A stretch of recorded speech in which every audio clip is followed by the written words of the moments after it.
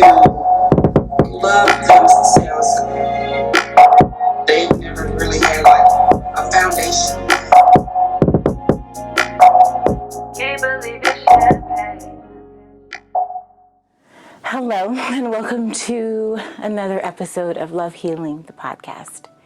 So this is a bonus episode. In this episode, my original plan was to talk to my oldest sister, Nicole Hines, again. This time specifically focused on waist beads, her process, and how you tap into someone else's energy when you are creating something custom for them. As we talked throughout the day, many things progressed, and what was so very prevalent was we were both missing our sister, Adrienne Johnson. And this turned into a conversation about grief and healing through that process. And what does it look like when you're a creator and you suddenly have loss? I feel like this is probably one of the most transparent episodes that I've done so far. And I'm proud of it, and I hope that it honors both of my sisters and all of our processes in this lifetime so far. And I keep pausing because I want to say something profound, or I want to say something that is going to really get through and, help people to see that we can heal, but we have to take the time to do so. But I just don't have those eloquent words right now at my disposal. All I can really say is, in the last 18 months, now 20, I've lost a father, an uncle who was like a father figure, my sister, and my great aunt. And that was a lot. But I just keep going, and I keep trying to honor their memory, and there's actually no try. There's just do. So I do what I can to honor their memory. I do what I can to continue to bring forth the best parts of me that was certainly learned and inherited from them. I'm blessed to still have a father.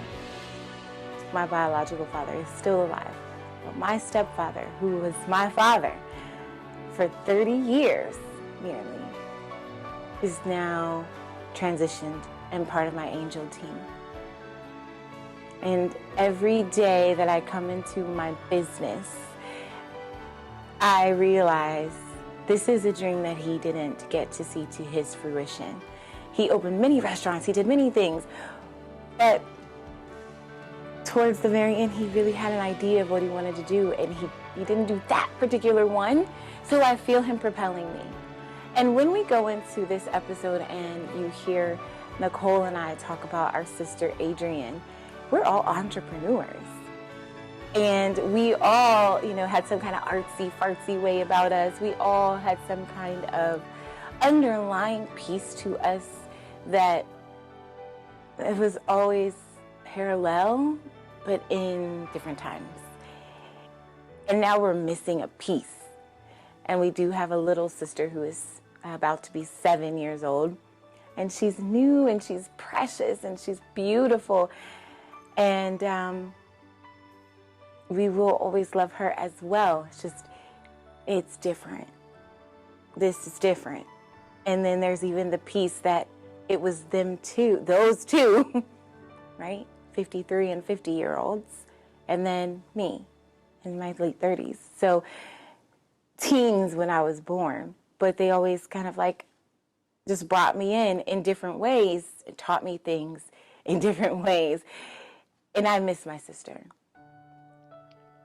So as we talk about grief, and we talk about the process, and we talk about what it looks like for both of us, because it's different, I hope that there is something in this that can help someone through loss, the process of loss, dealing with loss, and then continuing to live your life and be who you are and show up in your authentic truth the best way that you know how. Okay. Hi, Nikki. Hi. So we are doing a little bit different than what we planned for this episode. And I think it's going to be super relevant because you brought up a good point that I didn't even consider. And we both have different relationships with our sister, but she was still who she was. And so we're going to talk about grief and how we're doing it in our own way, but also in a healing way. And I don't know, I'm just gonna kind of like give you the floor. I don't even have a real question except, Ooh. how are you doing?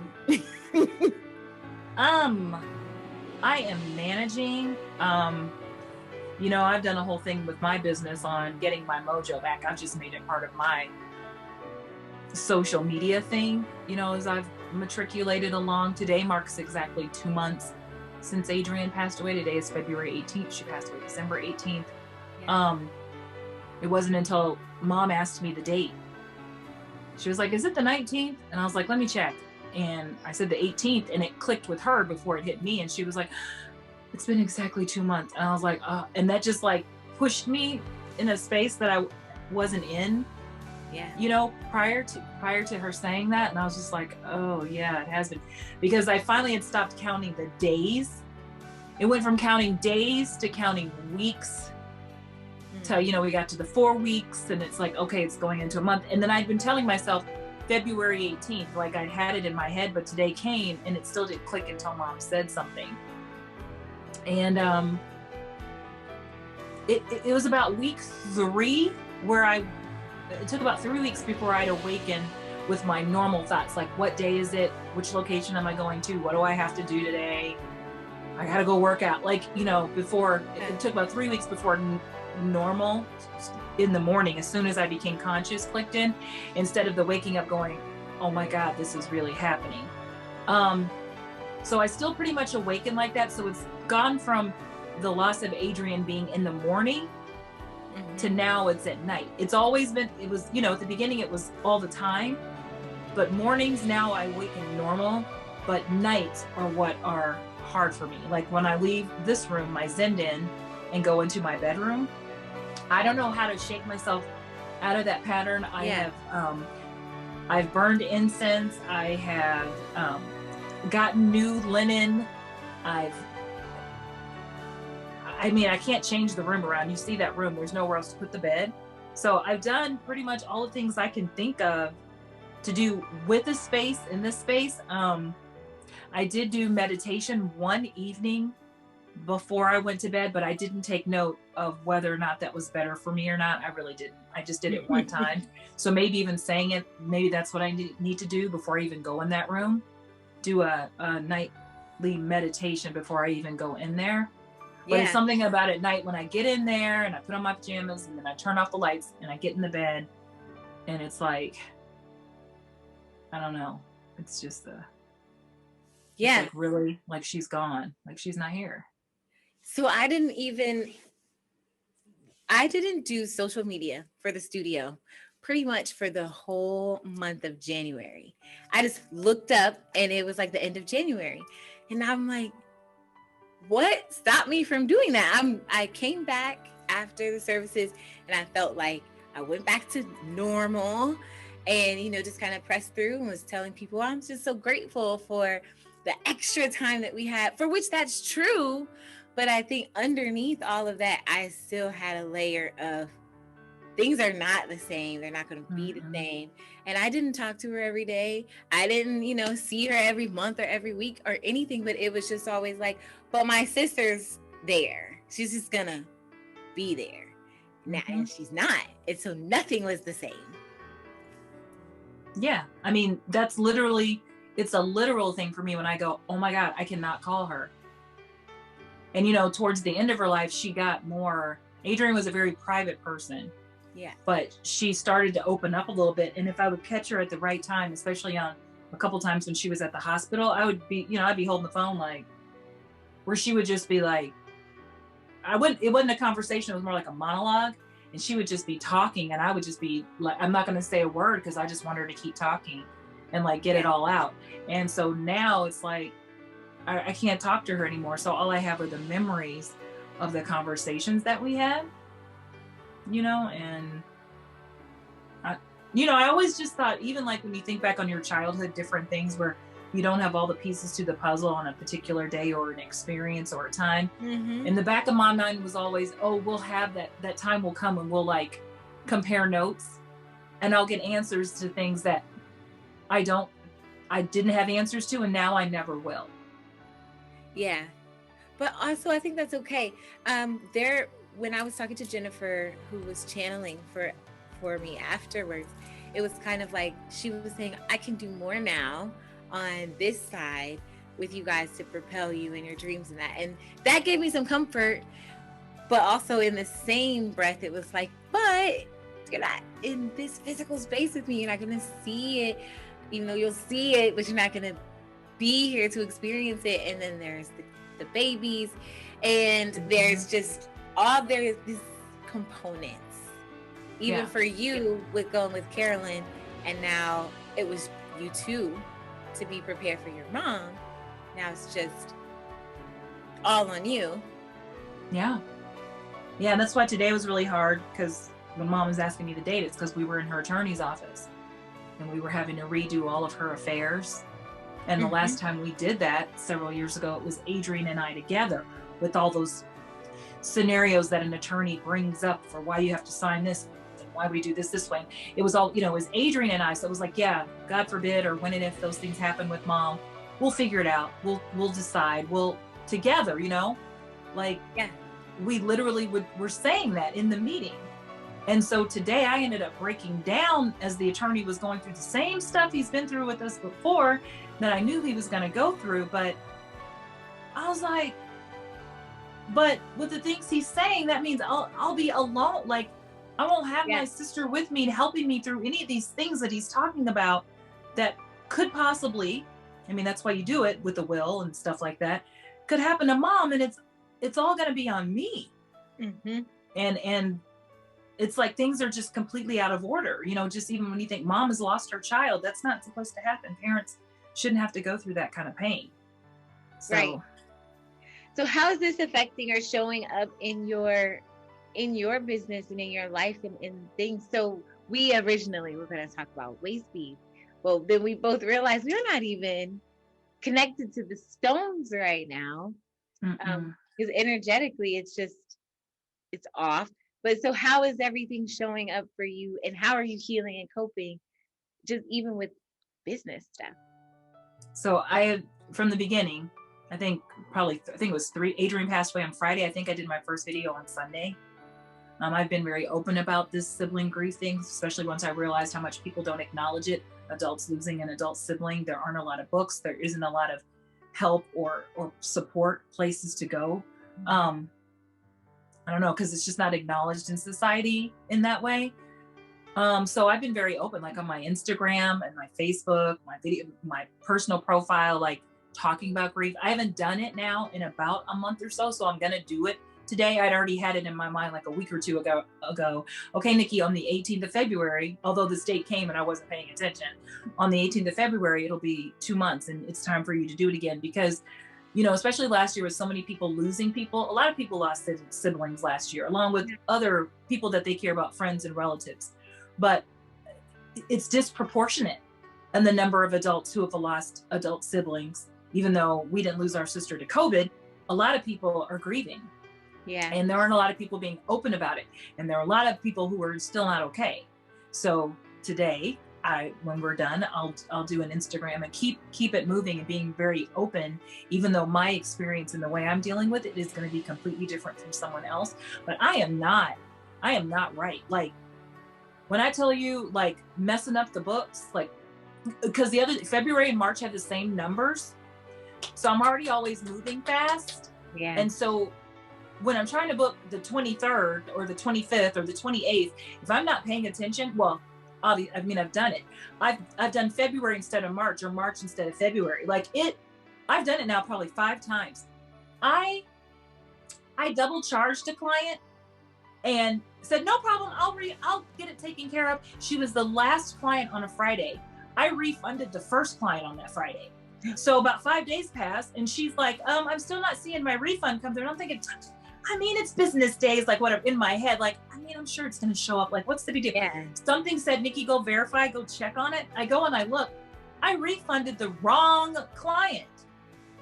Names aren't the same. Only thing I got right was the right day. Mm-hmm. I refunded the 9 a.m. appointment instead of the 6 p.m. appointment. I'm just, their names aren't alike. They don't look alike. I know who they are. I'm like, how did I do that? That's the kind of weird stuff I'm doing. And so I just had to apologize to her. She's going to keep the credit for next month. I'm going to let the other one got lucky because I didn't even fix it. I was like, I just decided it was meant to be. She probably needed that money, for the one I refunded. I was like, so she got a freebie. I just left it alone because things like that I feel happen for a reason. But I was just like, what am I doing? Yeah. What am I doing? Like I told you, like I have 2 people waiting on waist beads. One person waiting for 2 strands for something she has coming up. And the other, I promised her that I wanted to create something new for her instead of her picking something at the Missouri location. I was like, no, I want to make some jade waist beads for her. I want to do something special for her. And it's going on 3 weeks. Yeah. 3 weeks. And they know, I've just told them, I don't want to even, everything's put away. They're usually like out. Like Roger's usually like, good Lord, you saw all those beads. That stuff is usually out.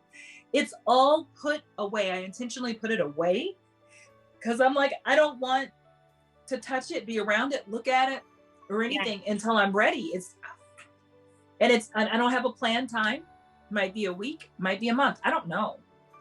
But I don't want to mess with them until I know I'm ready. Yeah, I didn't even know that was a grief thing. I didn't put 2 and 2 together because like you, there's some people who have asked me for things. The only one, oh my gosh, here's a light bulb. The only one person that I made a custom set for is this lady named Miss Deborah. And her sister, who's 3 years older than her, is in the hospital. She is like, going through some of the same things that Adrian was going through. And Miss Deborah's intent was to bring some healing stones to her. That's literally the only set that I've made since December. I didn't even put that together. I mean, but that's why it's even happening now, that you're figuring it out, but you can't rush the process. And it would be irresponsible for us to just keep moving and not being honest about our feelings, as well as being able to say it out loud to other people what's going on and why. Because again, you never know who you're helping heal by being honest about what it is you're going through. Right. Yes. And I wonder if my mom said, but you guys weren't that close, so why are you so sad? I'm like, that's my sister. And it doesn't matter if we weren't that close. It's not that we weren't that close because we hated each other. We just geographically, we're not near each other. There's an age difference. Like even you and I, we've just started to talk more in the last couple of years, but specifically in the last few months. But I would still be just as devastated if it were you. Like it's still a blood tie. Yeah. That we had our magic numbers, and it was like my whole life. It was just the 3 of us, even though it was really the 2 of you and me. But it was in my mind. It's like I got 2 Yeah, we were a unit. I mean, and it's the same for you. Adrian and I were not close. We lived in the same city, but she was still my sister. And it was the kind of thing, she was still my ride or die, even though we were not close. You know what I mean? Like, whenever we needed each other, we knew that we could pick up the phone and say, get over here, or I need something. Like, we knew we had that. Yeah. But it wasn't like we were, I mean, however people want to think of close, at least. I don't know. Like, when I watch other sisters that, like, vacation together and shop together and hang out with, their husbands, and they all go out to dinner together, and the kids are being raised together like siblings instead of cousins. Like, no, like I see that like in Roger's family, it's like that. And I'm like, that's weird to me. Not weird in the sense that it's wrong, but like foreign to me. Because I'm like, my family's not like that. My cousins aren't like that. my mom's side of the family is not like that. You know, dad doesn't have any siblings. There are no cousins. There's nothing like that. Yeah. So we're just different. My mom's side of the family is like that. You know that. They're like, Well, yeah, and they're on the phone with each other every day. My cousins Yeah. are like my brothers. But it is still a process of an actual sibling versus not. I don't know another way to put that. Yeah. And so I felt like I was going through some healing things, like channeling and meditating and just like thinking about her and pulling up pictures, and even the way that the dance happened for her service. Can you, like, what are the odds that the people she taught dance to would not be available? And it would come down to her sister doing it. Yep. I feel like she orchestrated that whole situation. Mm-hmm. And I just wonder if, I'm not saying that the healing things that you and I are doing are not working, but what do you think would be your best advice for someone in our shoes who's lost a sibling and is like, I'm trying all these things, nothing's working, I'm still off, I'm still confused, or I'm still feeling lost? Like, where can we go? What can we do? What do you think is a good starting place? Well, I'll tell you what popped in my head first, and I'll tell you the second right behind it. And I don't know which is really more important.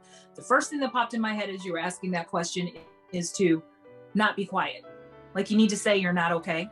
Like, you need to tell people. Like, I've had to tell people when I'm forgetting and effing up and messing up stuff. Look, I'm not right.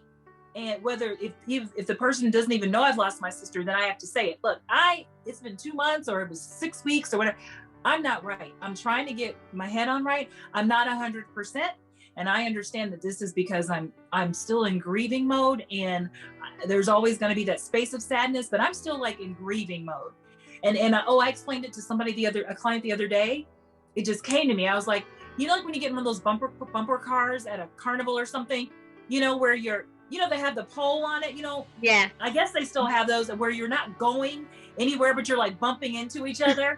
Yes. And you're driving and you're bumping, no destination. I was like, I feel like a bumper car. Sometimes I'm just walking and just bumping into walls, and then I back up and bounce and I bump into another wall, and I'm not really getting anywhere or doing anything. I'm a bumper car, like, for reals. So saying that out loud has helped. So people don't get mad at me or think I'm just crazy or I don't care. Because that's important too. They need to know it's not that I'm just trying to like, oh, your stuff's not important, why I'm not taking. No, I'm literally like not all here. And then secondly, therapy. Therapy is really important if you need to do that. And if I'm like this by March 18th, I'm gonna give myself a little more time, because I'm being realistic, and I want to be gentle and kind to myself. That, Nicole, this is a very realistic thing. But if I'm like this March 18th, we'll have to plan to come back. If I'm like this another 4 weeks from now, then I'm going to have to go back to I'm going to have to holler at my therapist. I'm trying not to do that right now, because I want to see what I can process through myself. You know, this is new to me, and I'm not an expert at grieving, but I'm just trying to see what's up and really work through some things on my own. But therapy is part of the other answers. I'm saying, like, both of those. Get some therapy.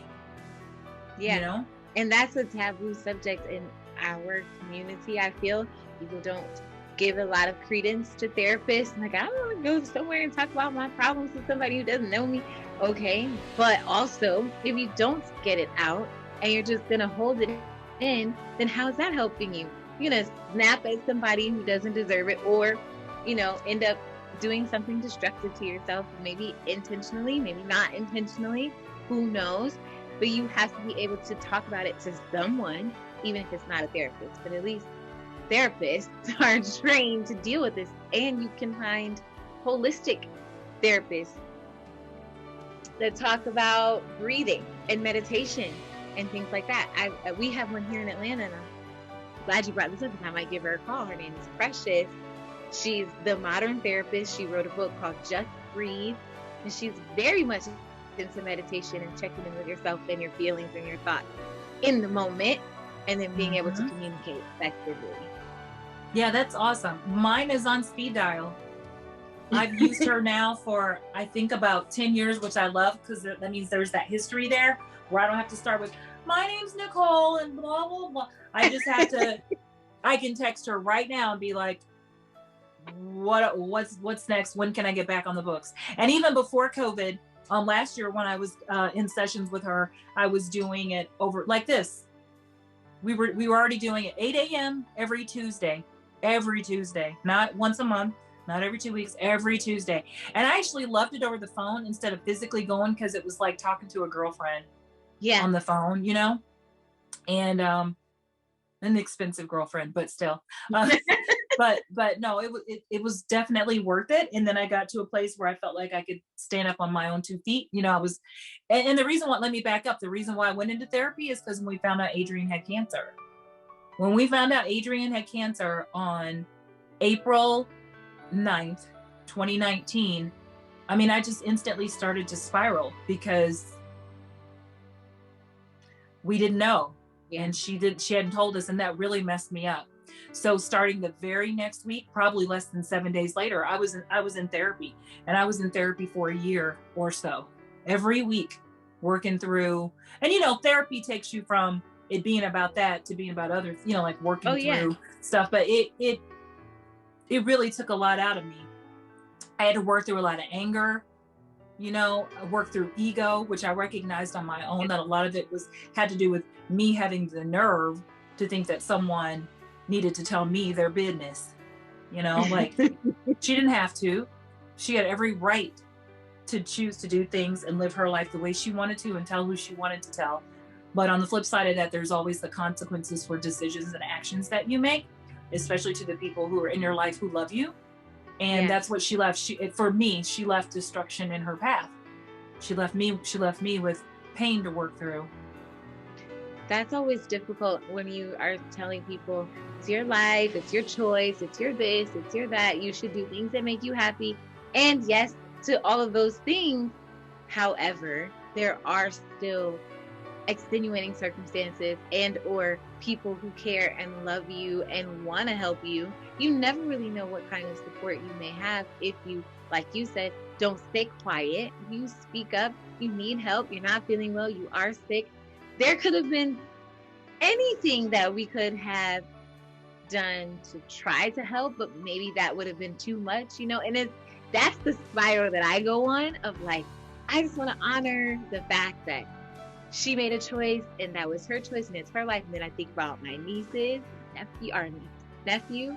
I think about, well, what if I could have done blah, blah, blah? Or what if I could have called a shaman? Or what, you know, what if I could have sent her to Joe Dispenza's conference where they talk about stage 4 cancer patients being healed like on the spot?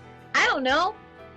And then I'm like, but it's okay. It happened the way it was supposed to happen. And so that's the up down that I go on. And I think that's fine, but I don't talk about it with anyone. I just kind of say, well, it's fine. I'm grateful. Yeah. Grateful for the life she had. And that's all that I can really get out, because past that point, it starts to feel like, well, who really cares about what I'm going through? It's true. I mean, you know, well, with what you're going through in terms of when it comes to someone else with their decisions for their life. Right. You know, it's kind of like, well, okay, you can get your panties in a wad if you want to, but they had a right to do whatever they wanted to do. So do you meditate or do you, okay, you do therapy. Do you meditate? Mm-hmm. Yes. Do you still wear your waist beads? I think you just did something. I got 7 of them. I added some more. Yeah. And they're tight too. Oh yes, so the last one you put on for me is tight. Is it tight? Yeah. I mean, I intentionally put them on tight because I've got some work to do. Yeah, thanks. So I've been working on that. Yeah, every morning doing my workouts. And yeah, hopefully they won't be tight by my birthday. I'm working on it.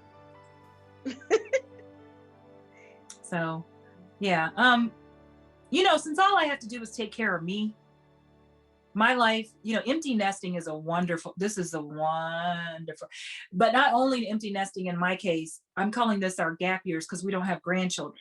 A lot of people, they may become empty nesters, but by the time they're an empty nester, or it kind of overlaps that last one, or their kids didn't even get out of the house and they're having grandkids. So you should be an empty nester, but now you got grandkids in your house plus your kid, or the kids have moved out, but they move out and they immediately start having kids. Anyway, it's just the whole thing. So people don't get this time. I am in no rush. Yeah. I am loving this. My kids are 23 and 29. I don't care if they start having babies till they're 40, for real. I love this time. So my life, and Roger's so independent, I don't have to cook, clean, do anything for him. He does all that stuff. Mm-hmm. So my life is really my own. So even when people talk about self-care, what are you doing for yourself? My life is for myself. There's probably like less than 10% of women who live a life like mine, where I'm at in these gap years as an empty nester with no grandchildren and a husband who's not like, I'm hungry, what's to eat? Like, I don't have to do it. He does his own laundry. He does the cleaning. So I literally I live my life like a teenage girl with a business. Yeah. That's cool. Mm-hmm. Yeah. I feel like I do that, but not on purpose. I do have a 12-year-old. Like, technically, I'm not doing that. But he's kind of had to fend for himself. So we talk, and of course, I'm a mom. I was just hovering over him for Zoom school an hour ago. But when people are like, he knows how to cook, he can do this, he can do that. He comes and works at the studio. I'm like, absolutely, because I am not raising a codependent, lazy man. No. Hey, man, there's too many of those out here. Like, seriously, the stuff that people complain about, like, he leaves his socks on the floor or his underwear for you to pick up, or you got to do his laundry, or what in the world is happening? Nope. Daniel does his own laundry too. He will get his clothes together, and I'm like, good. That's great, because I don't like doing laundry. I would rather buy more clothes than do laundry. So if you need clean clothes, you need to wash them. Mm-hmm. That's why I have so many pairs of yoga pants and underwear. I can go about 3 weeks before I have to do anything. When Daniel was smaller, I had gotten us both to the point we could go a whole month, and I would wash once a month. But then, of course, it's 4 loads at that time. And my mom was like, this is ridiculous. I know it. But I'm glad you're not the only one. I can get the stuff to the washing machine and then to the dryer. But there's two piles of dryer clothes where he's taken my stuff out and dumped it on the bed. I came in last night and the bed had all these clothes. I'm like, what? Because he needed the dryer, and who knows how long my stuff had been there. I don't even know. I'm terrible at laundry. I said I'm a teenage girl. Like, what? What do you want from me? I love you. No, I love you too, girl. We're going to be okay. I'm glad that we have each other. Yeah, it's going to, that. Yes. Me too. Yeah, it's just an interesting time. It is. Between COVID, between losing people, between businesses, a lot of people that I know, their businesses closed last year, and that sometimes is like death. It's your baby. Loss. There's a lot of loss, and a lot of things that people are looking to get through, heal from, cope with in a healthy manner. So I'm hoping that this conversation will help someone just, don't stay quiet and find someone that you can talk to, even if it's a sister or a therapist or a best friend or whatever, someone that you can actually get it out and not hold all that grief, sadness, anger, confusion, frustration inside. Yeah. And don't be surprised when you think you're fine and it like hits you. Like I popped up in the attorney's office today, just handling business. I wasn't thinking about being sad, or I hope I don't cry, or, like taking a gauge on my mental and emotional state. I was just handling business, making sure mom didn't slip on the ice and holding doors for her and just being a good daughter. and got up in there. And I'm serious, when he started flipping these papers over, and this one is for, like the DNR, and this is for the blah, blah, blah. And this is for in case this happens. And this is if your mental capacity is, and I was just like, oh my God, what is happening? Mm-hmm. And think about the people who don't even have that part, who aren't even prepared when someone passes. They don't have a will. They don't have the DNR. They don't really know. No, and let me say this thank God Adrienne had a will. Thank you, God. Thank you, Adrienne. And she had all of her business, all of her stuff was, the way it needed to be. So she's laid it out. So it's still got a long tail on it. It's still a lot of work and costing a lot of money, but at least it's moving along and getting done. Yeah. God, what else is, I asked the attorney like what we were doing. It's been 8 weeks. It's been 2 months. I was like, do other people get in here and do this? He said, no. He was like, what mom was doing, like updating everything, and doing what she needed to do with her affairs. And because, we need to take Adrienne off and all that kind of stuff. He was like, no, a lot of times it's years down the road and people haven't come in and fixed things. And then he said, someone passes away and you know what happens, because people act a fool. Yeah. And things haven't been updated or taken care of, and it's a mess.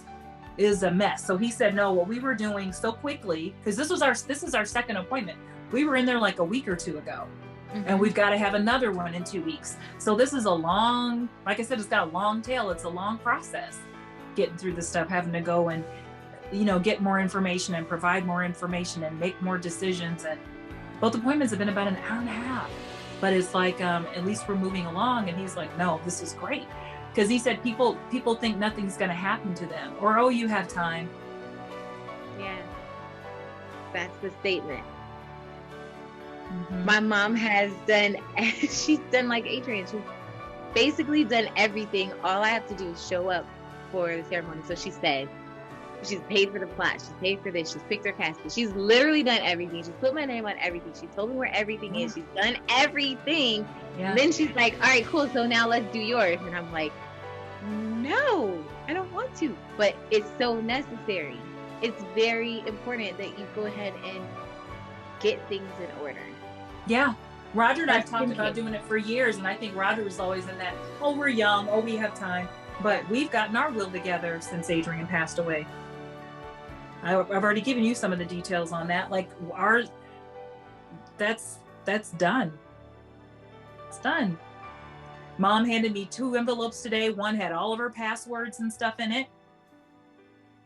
Because you'd be surprised what you can't get into and what you can't get access to. So she gave me all of that information. And they're sealed up, well, they weren't sealed, but I told her I'm gonna seal them because I don't need to know this stuff unless I need to know it.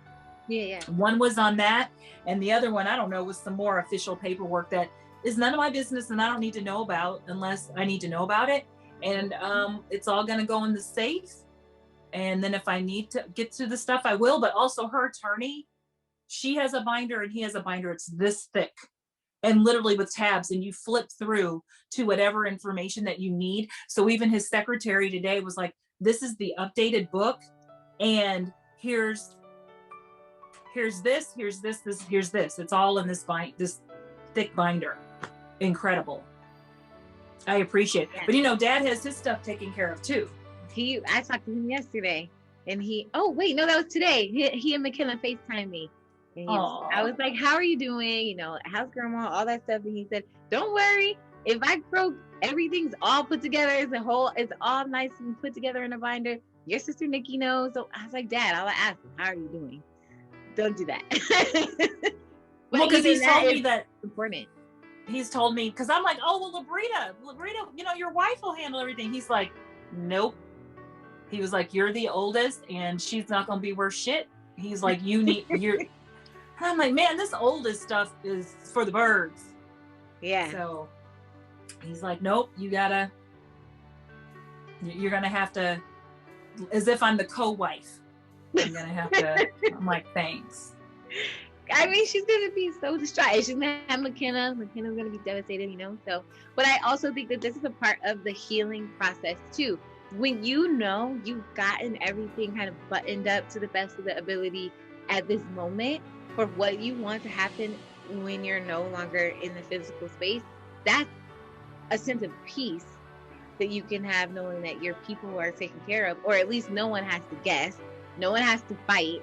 Everyone can just move right along and know exactly what you wanted. Oh yeah, I mean, I told you about how when we got Adrian's plot close to my mom's parents, and there was one more plot, and Mom and I looked at each other, and we're like, let's get it, because we want to be cremated.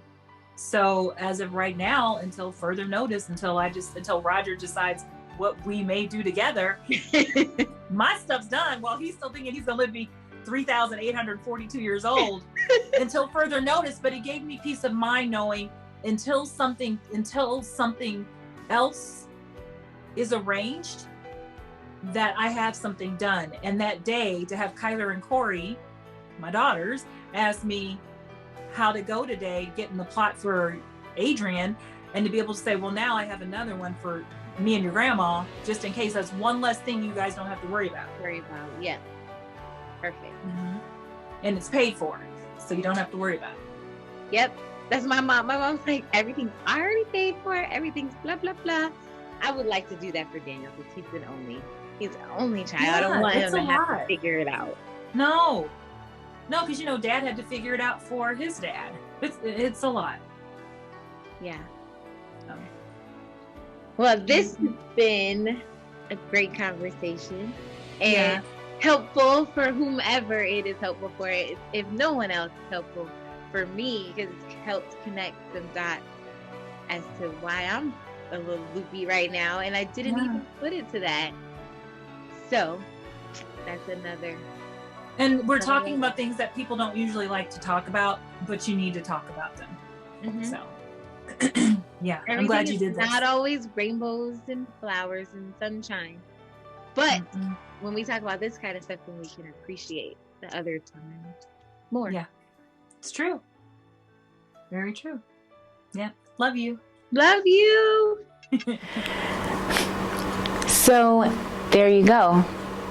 That's grief, or at least what it looks like for my sister and I.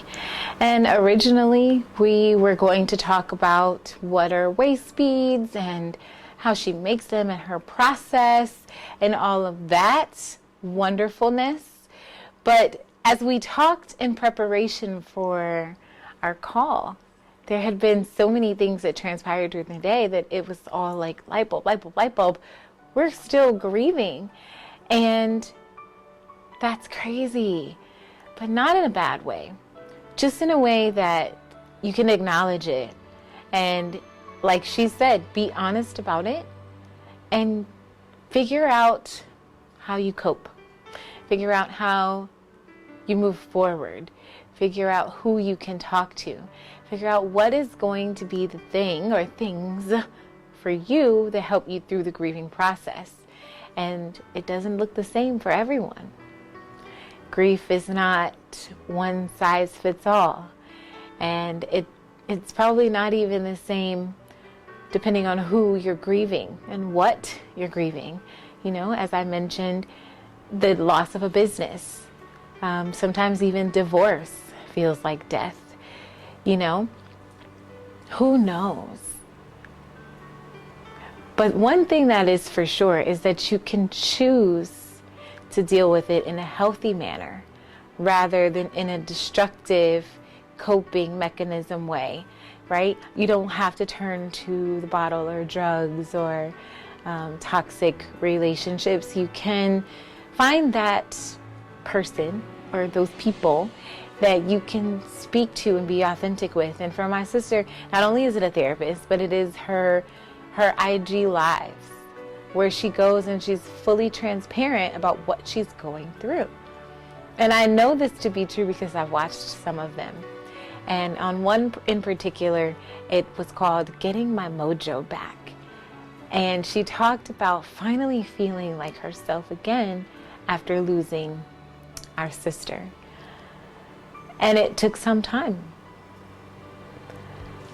I didn't even realize I was still in that process.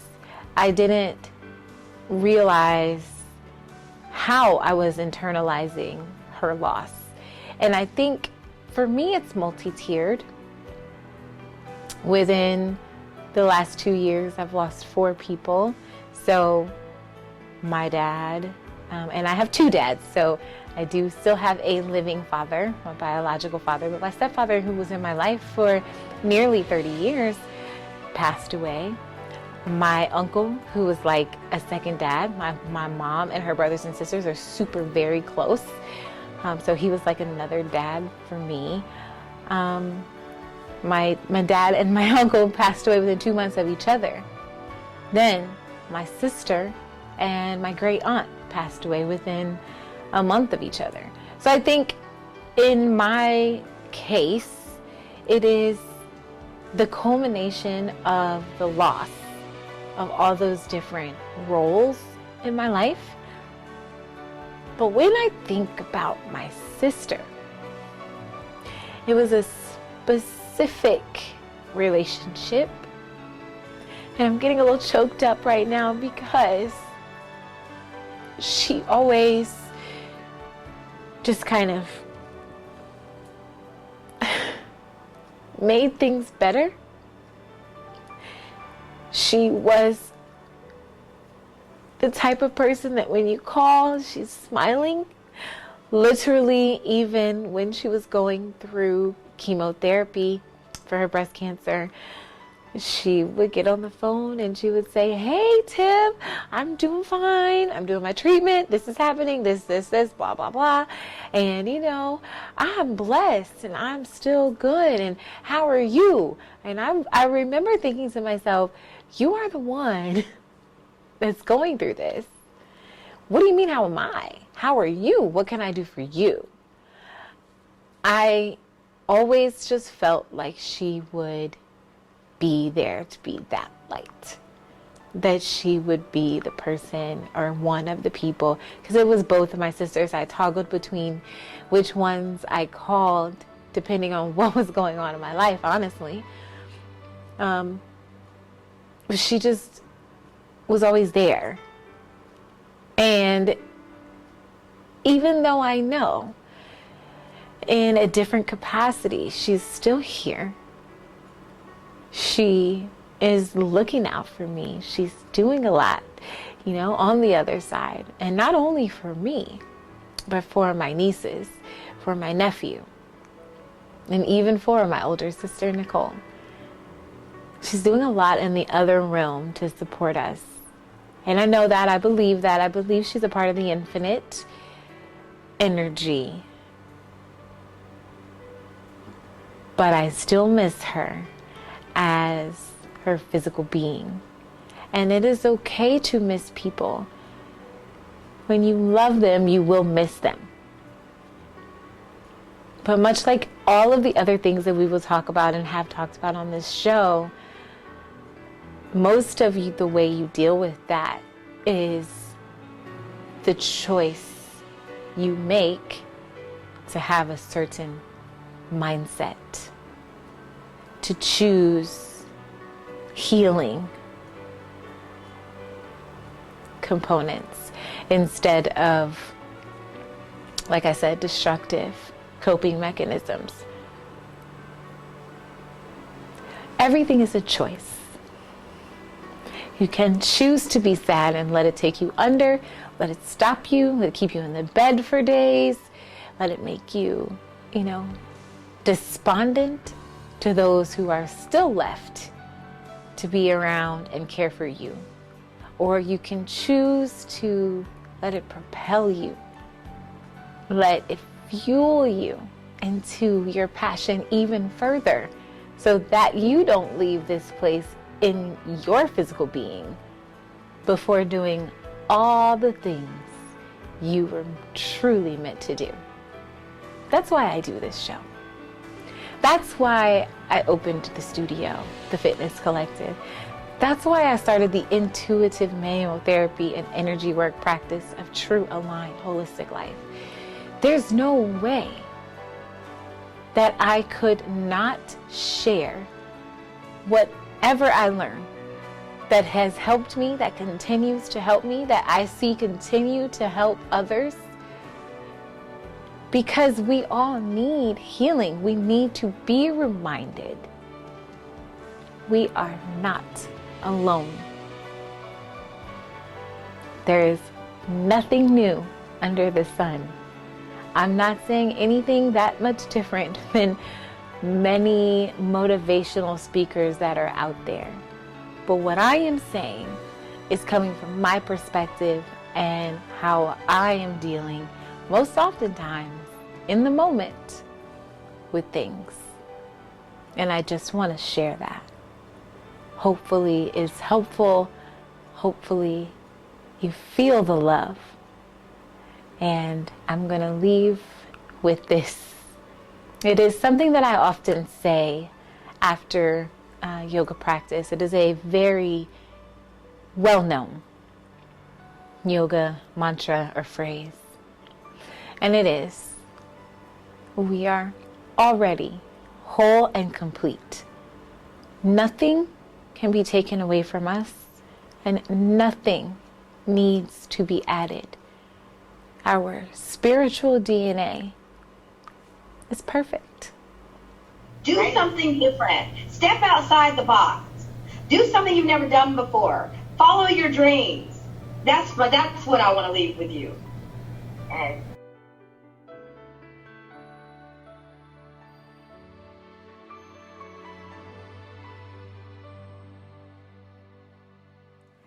Thanks for joining us this week for another episode of Love Healing, the podcast.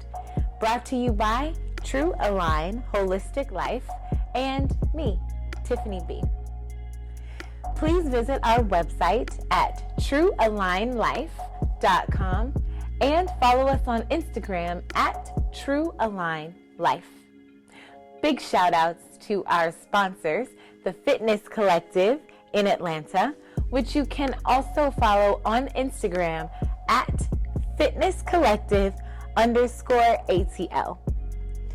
As always, we'd appreciate if you would hit subscribe to our show on YouTube and or your favorite podcast app so you don't miss any new content or episodes. Feel free to leave us a review if you feel so compelled and let us know what you want to learn about next. What is fueling you? Tell us how you are sharing love to those around you and even for yourself. But for now, I look forward to our vibration elevation again next week. Bye.